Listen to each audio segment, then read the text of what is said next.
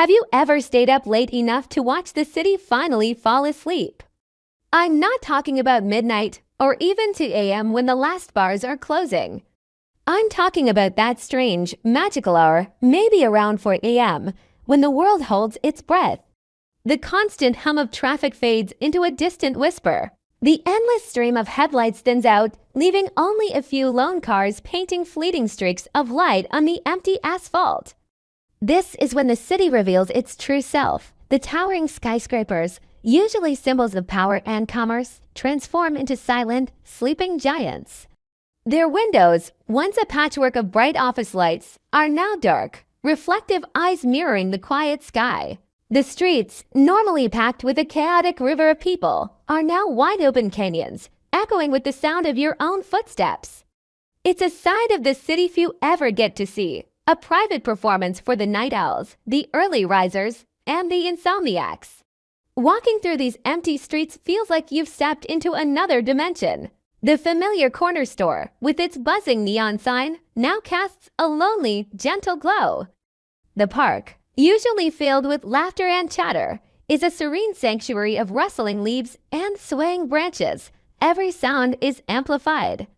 The clink of a bottle rolling in the gutter, the distant siren, the soft whoosh of the wind funneling between buildings. It's a symphony of solitude.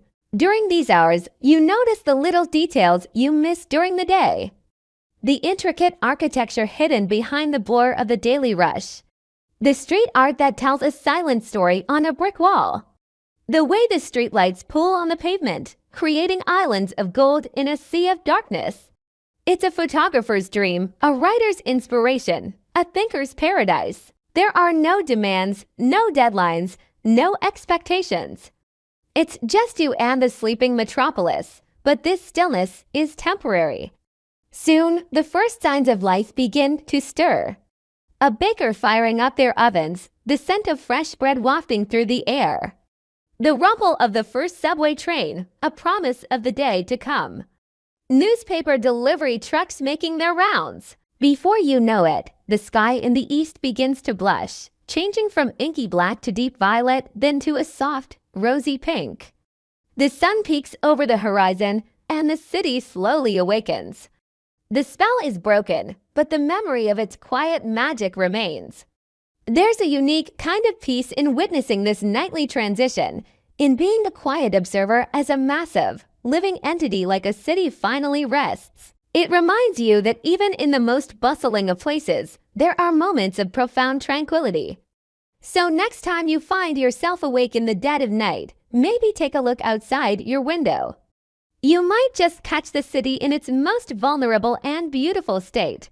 Thanks for watching. If you enjoyed this late night thought, don't forget to like and subscribe for more.